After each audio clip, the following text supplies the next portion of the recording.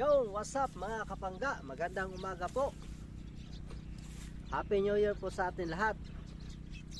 Ang lahat na dyan, nagbago na. Yon. Kasi yung kapangga niyo, nagbabago na rin. Hindi. Yung mga hindi magandang nangyari sa atin nung nakaraang taon, 2022, kailangan natin palitan ngayong taon na to ng maganda. Ngayon mga kapangga, kung nakikita nyo dito sa likod ko, ayan, malawak na lupain, palayan to actually, palayan to. Yan, pinapakita ko sa inyo yung lawak ng lupain, pero yan, lahat na yan, hindi pa sa akin. Ito mga kapangga, kung napapansin nyo, doon sa side na yun, ayan, may mga bulaklak siya.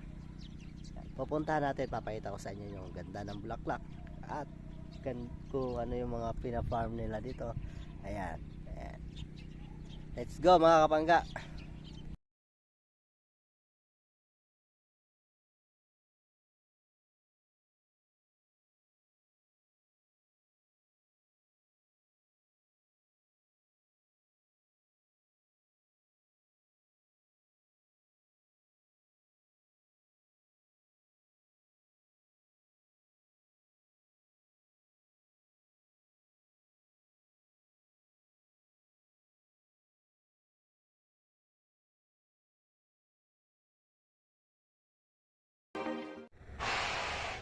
Yun mga kapangga,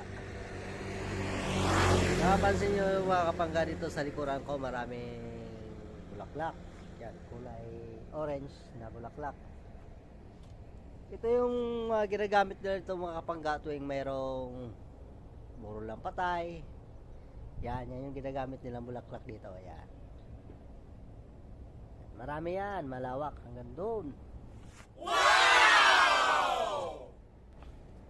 Ito nga din pala mga kapangga yung ginagamit nila pag nag-harvest sila mga kapangga. Ito yung ginagamit nilang basket para paglagyan ng mga bulaklak nilang na-harvest. Yan. Bukod sa bulaklak, meron din silang tanim dito na gulay. Ayan o. Ayan, di ko alam kung anong klaseng gulay na to. Di ko kilala. Yan. Yan siya kalawak mga kapangga. Ayan, hanggang doon sa dulo.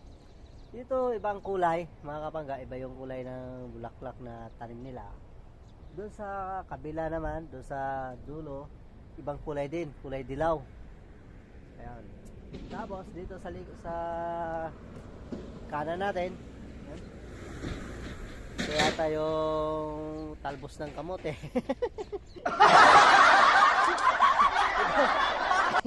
Ito yata mga kapangga yung tinatawag na talbos ng kamote. Yan, may tanim din sila ito, talbos ng kamote. Yan. Joke lang yan ha. Yan. Yung pine tree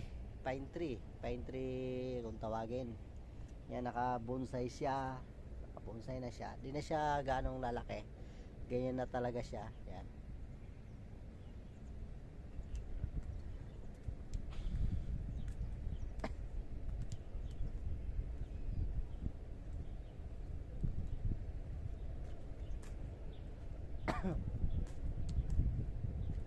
Magagaling kasi yung mga chikwa mag planting. Yun, tama ba? Planting. Yan. Magagaling sila at kompleto sila sa mga kagamitan nila sa fertilizer, mga pang abono nila, kompleto sila. Yan. Kaya yung result ng kanila pananim, maganda yung tubo, maganda rin ang kita. Yan. Namumuhunan talaga sila dito mga kapangga, tulad dito. Ayan o. Yan yung mga bakal-bakal na pagka maliit pa kasi yung yung pananim nila, nilalagyan nila ng ilaw. Nilalagyan nila ng ilaw yung pananim nila kasi ang purpose naman ng mga kapangga, iwas insekto at mabilis lumaki yung pananim nila. Tulad dito mga kapangga, ayan. Ayan, may ilaw sila dito, ayan o. Ayan. Kaya pagkagabi dito mga kapangga, akala mo may piyesta. May piyesta, piyesta. Yan.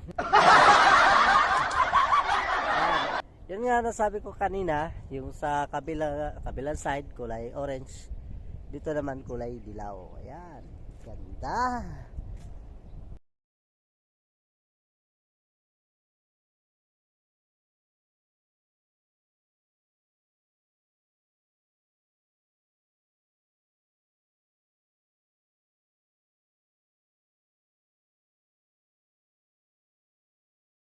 Pupuntahan kung ano may mapuntahan natin, ano yung makita nating pwede nating ipakita sa inyo.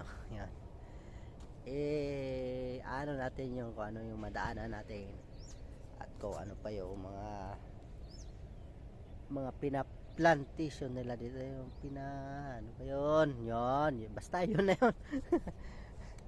Nakakapagka.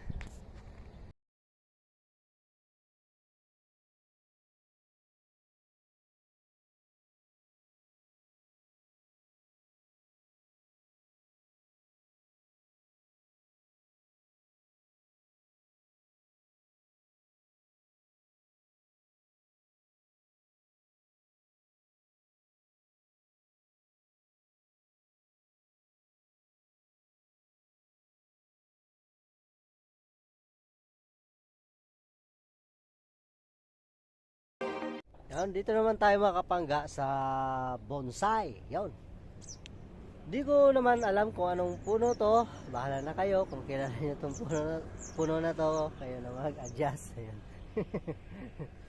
Ayan mga kapangga, maganda yung pagkakabonsai nila. Ayan. Maganda yung pagkakayari. Ayan mga kapangga. Mula sa baba. Ayan. Mula sa baba mga kapangga. Ayan. Sa taas marami siyang sanga-sanga pero hindi na siya masyadong lumalaki. Yan.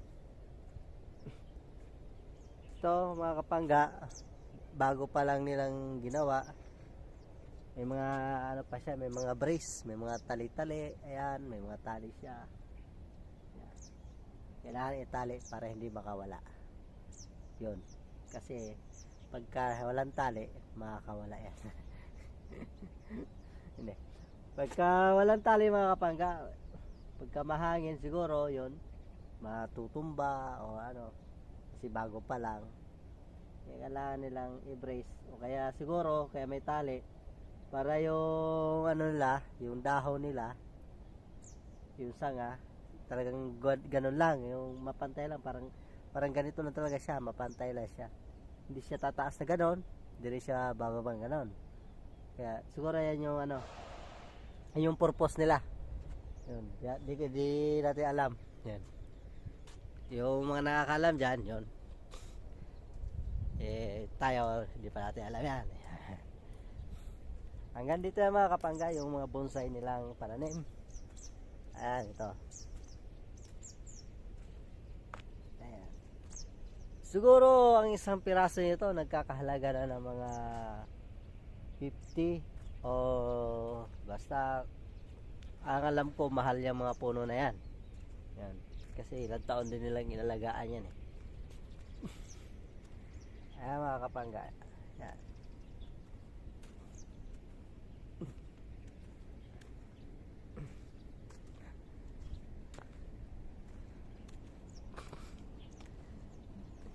Itong kahoy naman na to, ito, iba naman to mga kapangga. Kung napapansin nyo yung dahon nya, ay yung dahon iba, pero yung hitsura nya ng pagtubo, pagsanga, halos parehas lang din ito. Ayan. Halos parehas lang din ito, pero magkaiba sila ng dahon. Ayan, magkaiba sila ng dahon mga kapangga. Ayan. Magkaiba sila.